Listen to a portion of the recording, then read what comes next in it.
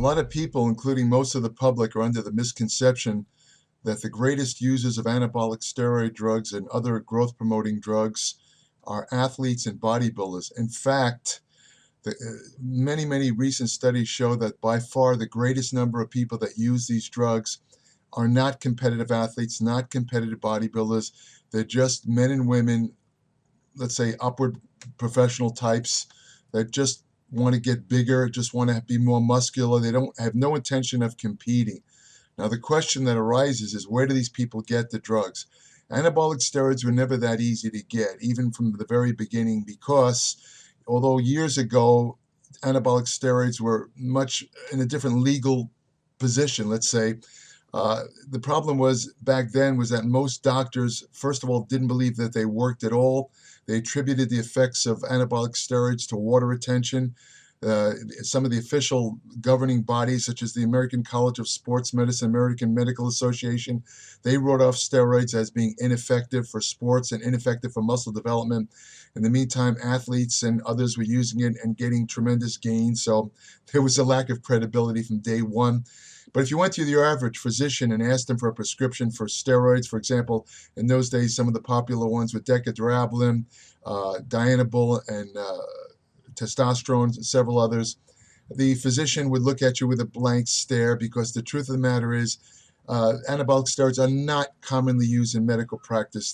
Most doctors never ever prescribe anabolic steroids. They're very uncommon. So what would happen is the physician would take out his copy of the physician's desk reference. He'd look up an anabolic steroid drug. He'd see the warnings about how it doesn't really build muscle, and he would 9 times out of 10 refuse to supply a prescription. Of course, later on in 1990, the Anabolic Steroids Control Act changed the legal status of anabolic steroids to a Schedule III drug, which meant that it was in the same category as narcotics, morphine, LSD, and stimulants. And not only that, but any physician who prescribes anabolic steroids, it has to be what they call a triplicate prescription. And one of these prescriptions goes directly to the Drug Enforcement Agency. If a physician prescribes or is seen to overprescribe anabolic steroids, he could risk having his medical license revoked, and possibly he can undergo criminal procedures. A couple of doctors have actually done jail time because they've given out a lot of anabolic steroids and they got caught. But now that this raises the question, of course, where do you get anabolic steroids if it's so difficult to get from legitimate sources such as doctors and pharmacies? Now, this what I'm talking about pertains mostly to the United States. There are some countries where it's much easier. You could literally almost walk in to a Thailand. I'm not sure the status of Mexico. It used to be very easy to get steroids, but generally speaking, what's the option for people that want to use anabolic steroids? Okay, first of all, let me tell you, the way the law works, if you get caught buying illicit steroids, according to the law, you get a 1-year prison sentence and a maximum 1-year prison sentence and $1,000 fine. That's if you get caught with I just want to let you know right from the start. Now, where do they get the steroids? The steroids are black market sources. Now, the problem with black market sources is unlike real labs, real drug companies, there's very little quality control with black market steroids.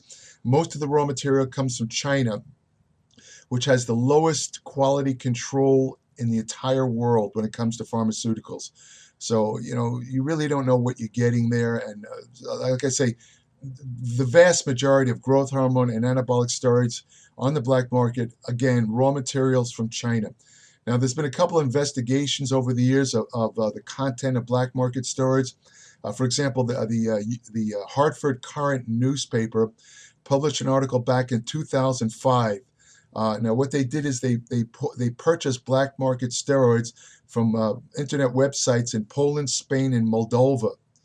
And what they did is they analyzed these steroids, and what they found was that some of the steroids showed small amounts of lead and a liquid injectable. Some of them found a diethylstilbestrol, which was a cattle fattening substance, a kind of an estrogen that was used to fatten cattle, and found later to cause cancer, vaginal cancer in women, and birth defects. A third steroid proved to be nearly twice as concentrated. That was Winstrol. It had twice the amount of steroid on the label as was in the product. Now, some of you might look at that as a plus. However, people who use steroids tend to take more than the suggested amount. So if you take a steroid that has twice the amount, you could wind up taking too much steroid, and you could, any type of drug effect, the side effects are based on time and dosage, how long you take it, how much you take. So if you're taking a consistently high dose of a steroid, your chances of serious side effects rise tremendously. Another steroid had a flammable liquid used in the production of plastics. They analyzed 13 samples. There was one sample of decadurablin. It turned out to be testosterone propionate. It was completely mislabeled. So, what else can I tell you? I'm talking about this article here. Then there was a case reported in 2003 in the Journal of Clinical Endocrinology and Metabolism. It involved a 33-year-old Australian bodybuilder who bought steroids from the black market. Unfortunately, this poor guy died of acute metal poisoning. It turns out that when they analyzed his steroid that he took, it had 33 times the safe level of arsenic. So this guy bought a black market steroid that basically contained arsenic, yet no active steroid, and it killed him. Okay, I'm not saying this happens all the time, but my point is that, and I'm going to repeat this over and over, the biggest problem with black market steroids is you don't really know what you're getting. There's no quality control.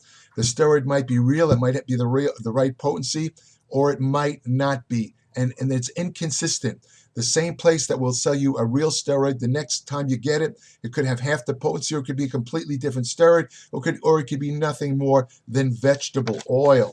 So there was a big analysis. Let me read off a couple of analyses that they published in medical journals concerning, what they found when they've analyzed black market steroids. There was one investigation that investigated 2,818 samples of sea steroids from Paraguay and Brazil. In all, they found that 31.7% of the seized products were counterfeit. Almost half of the samples did not contain declared substances, and 28.3% had non-declared substances. Another investigation analyzed 74 black market pharmaceutical preparations commonly distributed among bodybuilders. 25 of the 74 products did not match their label. Of the 40 oil-based injectable steroids analyzed, the active ingredients in 21, or 52.5%, did not match the label. One did not contain an active ingredient, and the remaining 20 samples contained other or more active ingredients. In 2012, another toxicological analysis on 15 steroid preparations from the black market was done. 2 of the samples were compliant with their labeling. In the remaining 13 preparations, there was either no active substance or the substance was different from the labeling. In 2008, another study analyzed 70 different drugs, steroids, confiscated from house searches.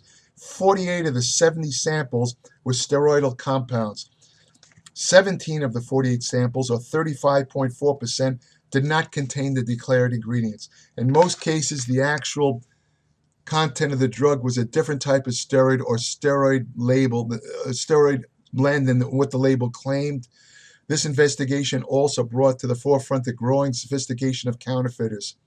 Investigators noted that the visual inspections were no longer adequate to detect counterfeit products. In other words, the counterfeiters have become very sophisticated in kind of duplicating the labels of real drugs. Years ago, when the black market first became commonly used, you could actually just look at the label and identify a fake steroid. Now it's much harder to do that. Another study analyzed steroids and human growth hormone confiscated from the underground market. In this investigation, 38 injectable and 19 orally administered samples were analyzed to determine product integrity. 4 of the 19 oral samples were labeled as stanozol, also known as Winstrol, but only one actually contained the steroid. And the 3 that were not Winstrol, 2 were completely different steroids than the label claimed, and the remaining sample did not contain an active ingredient. The other 15 oral samples contained the proper ingredients. 18 of the 38 vials of injectable steroids contained what the label claimed. 8 contained something other than what the label claimed. The remaining vials did not contain an active ingredient. Overall, 42% of the 57 samples were determined to be counterfeit by virtue of not meeting label claims. A 1997 study analyzed 42 anabolic steroid products found on the illegal market in Germany. 35.7% of these samples were found to be counterfeit. In many cases, cheaper steroidal agents were substituted for labeled drugs. In 2000, another study analyzed the German black market steroids. This was similar to the previously mentioned inquiry. They found that 15 of the 40 samples, or 37.5%, contained a different compound than listed, or no compound, no steroid at all. It was also noted in this investigation that differentiation between the original and fake packaging was impossible. Okay, so William Llewellyn, who wrote the Anabolics book, it's called Anabolics, probably one of the best guides to anabolic steroid use. He conducted an independent survey of black market steroids. He analyzed 24 samples. 6 or 25% contained bacteria. Other contaminants that he found included BHT, paraffin, which is kerosene. So, I mean, what can I say? I mean, so, I mean, you're taking, it's a gamble. When you take these, people have asked me, where do I get steroids? I will never, ever recommend a black market steroid site. First of all, these people never list their names. They never list addresses. They operate out of P.O. boxes. In one study showed that half the time when you order from them, they don't send you any steroids at all. They just rip you off, and there's nothing you could do about it. They're overseas. I mean, I'm talking of the United States. Again, there's no address, no names. You can't sue. You can't go to the police because you're already committing an illegal act. You're cooked. If you get ripped off, there's nothing you can do, buddy. Nothing you can do. So anyway, what can I say? I know that a lot of you trolls who are watching this are going to be very angry because you probably get your steroids from black market, and you're probably saying, this guy's full of crap. I've been taking this stuff from this site and it's real, I grow and all that. I'm not saying that every steroid you buy on the black market is completely fake or mislabeled. What I'm saying is that the quality control is low. They're not produced under hygienic conditions like real drug companies do. They can be infested with heavy metals, or I should say contaminated with heavy metals, lead, arsenic, bacteria. God knows what could be in these drugs. And, one of these days you could take it and, you'll find yourself feeling ill, and you kind of scratch your head and figure, why am I feeling sick? And it turns out that it's probably something in this steroid. And remember, a lot of these things that are contaminated, a lot of these contaminants in the steroids have a cumulative effect, like lead and arsenic, and those small amounts, but they build up gradually to the point where eventually they will make you very ill, very sick. Of course, you can get unlucky, like that Australian bodybuilder who purchased what he thought was an injectable steroid. It turned out to be an arsenic compound that actually killed him. So I'm just going to leave it at that. If you want to buy black market steroids, then what can I say? It's your life. You could do whatever you want. I would not recommend it. I will never, like I said, I repeat, I will never, ever recommend any black market site. I mean, for example, there was one particular black market site. It was advertised on a couple of popular YouTube videos. And this site claimed to be completely legal. They operated out of a P.O. box in Miami, and they said they were completely illegal. I looked at the site and noticed that one of the things they were selling was trenbolone. Now, trenbolone has never been approved for legal use in the United States, which right away told me they were illegal. I contacted some of the people that advertise that this company advertised on their videos, and I warned them that you were advertising an illegal, illicit steroid site. But because some of these YouTubers were getting paid good money by the site, they ignored me. Just recently, a couple of months ago, as expected, this illicit steroid site got raided by the DEA and it got busted, right? Another thing, I'll leave you with one tip also.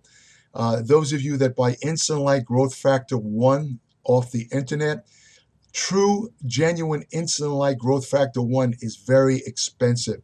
If you're getting insulin or IGF-1 at a relatively cheap price, I can almost guarantee you that it's fake. 99.9% of IGF-1 sold on the internet and black market is fake. Don't waste your money. Now, if you want the best information on nutrition, exercise science, ergogenic aids, hormonal therapy, anti-aging research, fat loss techniques that work, I have some fantastic articles coming out, in depth, all evidence-based, no BS, pure science. I'm not trying to sell anyone anything. I will save you money on bad supplements. I tell the truth. I'm not aligned with any companies. I have no axe to grind. I'm not controlled by anyone or any company. I'm one of the few independent, true, real voices available when it comes to nutrition and exercise. So in my newsletter, I incorporate all the research I've done over the years. Of course, it has brand new research, I should say. Each issue is about 40 to 50 pages, about the size of an ebook. I also incorporate my 55 years of empirical experience, that is training in the gym, things I've learned. I know what works and what doesn't work for most people, and I will tell you this in my newsletter. You will not find a better source of information anywhere. Subscribe today, www.appliedmetabolics.com. www.appliedmetabolics.com. If you want to have the best friend you'll ever have, go to your local shelter, adopt a dog. They're the greatest creatures on earth. Take care.